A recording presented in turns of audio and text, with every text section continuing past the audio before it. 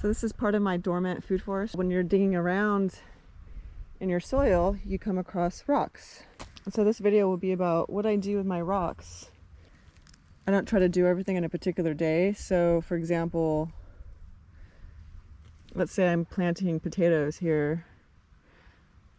Then I wake up and I think I need to plant my potatoes, and I plant my potatoes. While I'm in there, I'm going to see weeds, but I don't feel like making weed JLF, or I take out these like black caps, but I don't feel like, you know, maybe I'll make a pile of my black caps and I don't feel like taking them to my thorn pile just yet. And I dig up some rocks, but I don't feel like taking my rocks to their final location yet. So I'll create, so at any given time I might have like a black cap or like a thorny pile, and I'll throw all my rocks in one pile, and then I'll deal with it when I'm ready to deal with my rocks and when I'm ready to deal with my thorns. So I get a buildup, you know, of rocks. So I have a buildup here. So today's like a rock day. Then I'm gonna go and collect my rocks. So that's what I'm doing right now. And then I'm gonna show you one of the things I do with them. Kind of like, you know, when you're collecting rocks, you'll see like a weed that you hate as buttercup. You're like, well, it's not a weed day, and it's not a weeding day. So maybe I'll just, if it's really easy for me, I'll just take it and throw it on the surface.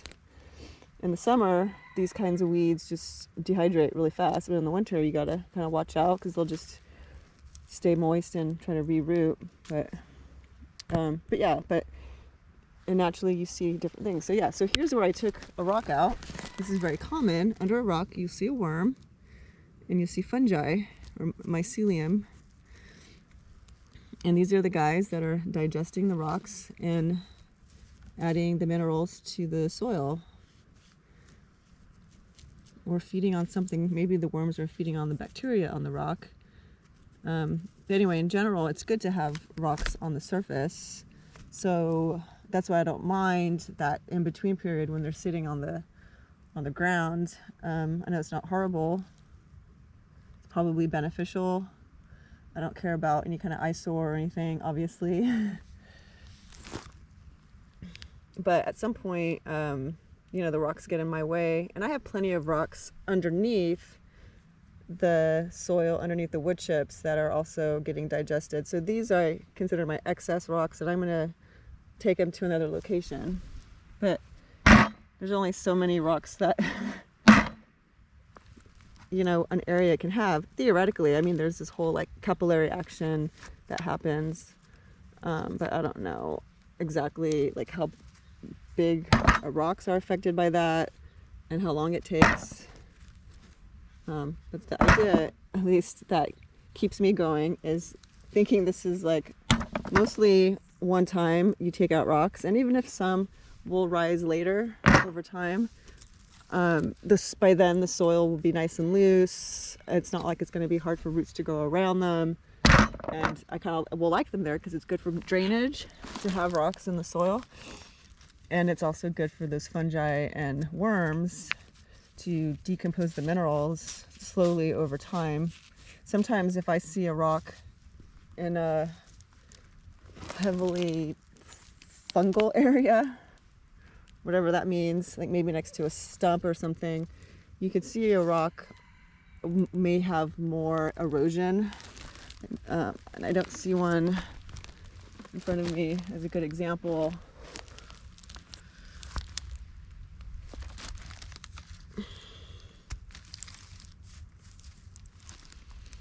But it'll have like a lot of like little holes in it.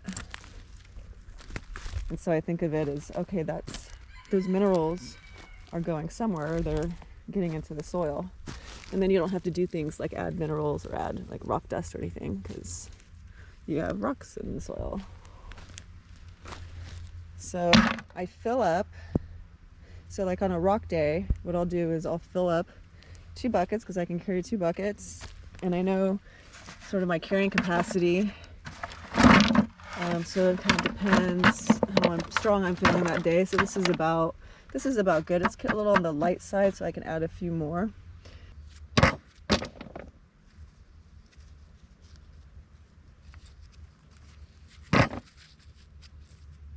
Okay, so that's about right for me.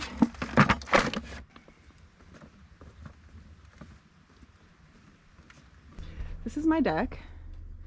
And I have grapes climbing the deck. That wasn't my genius idea, it came with the house.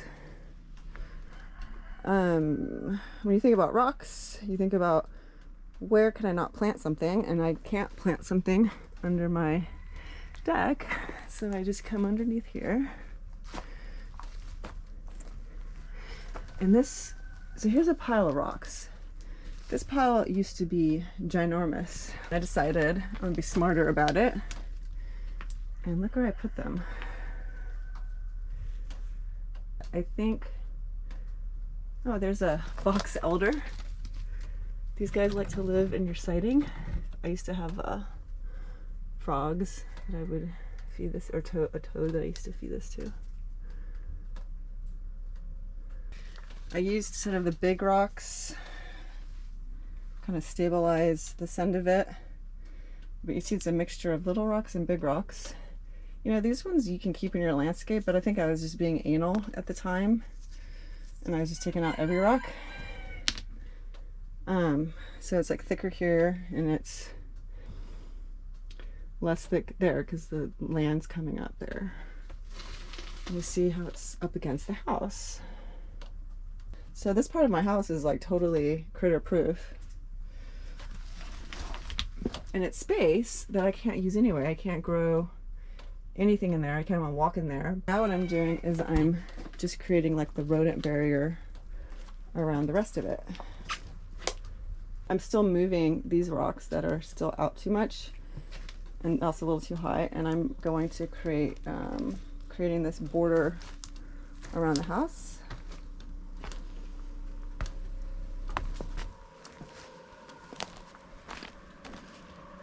I've put the first layer down here, and I'm working my way back. The sun comes in here. This is all south facing. It's kind of like southeastish. So the sun comes in here. I'm totally standing right now. Look how high the deck is. This is a perfect mushroom growing area. This is maple chips because I needed hardwood chips for my mushrooms. And this is all wine cap. What I still need to do is I need to weed this stuff out. I'm going to put rocks here. So the future of this area is the rocks are going to create a barrier right here, and the rest is hardwood chips. I'm going to keep the ferns in here because, hey, mushrooms don't mind shade, and they might prefer shade. Actually, the ferns are nice and decorative. So I always keep the salal, so the salal stays. I'll take out anything that pokes me. So this blackberry. So I'm expanding the wine cap bed to go all the way up to that mega rock area where it can get nice dappled sun. And I've been kind of watching to see if they were running, see, like that right there. I don't know if that's wine cap, but if it is, that means the mycelia are running into this new wood chip pile. See, they're underneath there. They're underneath there. I hope that's the same strain, and it's gonna cross over into this area. So my under the deck project is expanding my hardwood chip layering up that way and around the corner where it's really shady, and it's too shady to grow vegetables, but it's like a perfect amount of shade sun balance for mushrooms. So here are the rocks that I moved here. I am going to take them to their new location.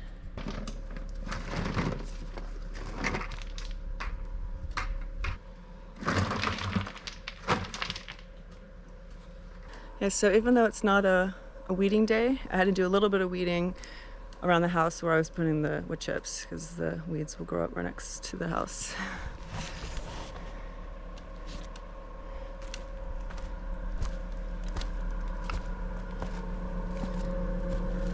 how far do I go before a rodent can still crawl under? So I don't know. But what I do know is that when pest management companies come out here, this is what they do. They'll just put a little tiny bit of gravel around your house. And I'm doing a lot more than they're doing. So I guess I'm just gonna cross that bridge when I get to it, and then I'll probably make a video. I'll say, oh look, there's a little tunnel going from way over here all the way to there. So yeah. This is where the much larger rocks go, and they have a different purpose. If you stack them up in a pile, I've noticed that little chipmunks will make little homes in there, so be careful about that. Like, you want like little lizards and stuff and snakes, but you're also going to create a home for fellers that are going to eat your strawberries and whatever else that you want. So the long-term plan for these rocks, because they're obviously not going to be there forever, is to some ideas for that. So let's say this represents the end of like the driveway. These rocks are just going to create like a kind of artistic kind of border between the driveway-ish area and falling off the cliff. For like your big kind of ornamental decorative rocks, find an edge and just line the rocks there like kind of artistically. And then the other idea for large rocks is right here. So here is a pathway to the cistern, and you can line pathways with your big rocks.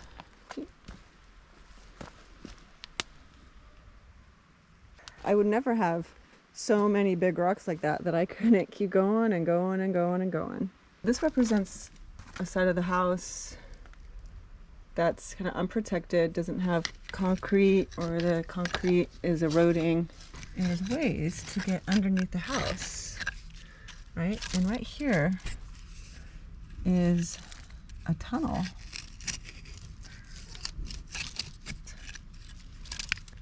The idea for the rocks is to create a border. So this is my before picture of a problem area.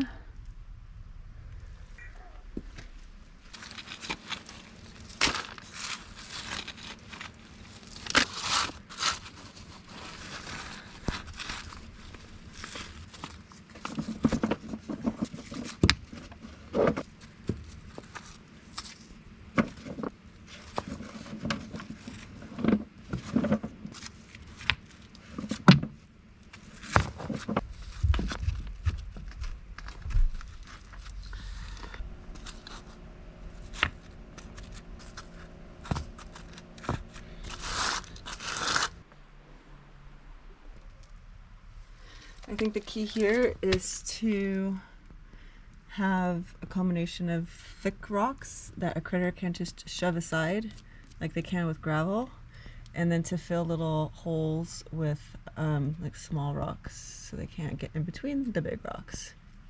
It's just like any permaculture project, you take it one piece or one slice at a time. At least you can trace their movements by finding the holes.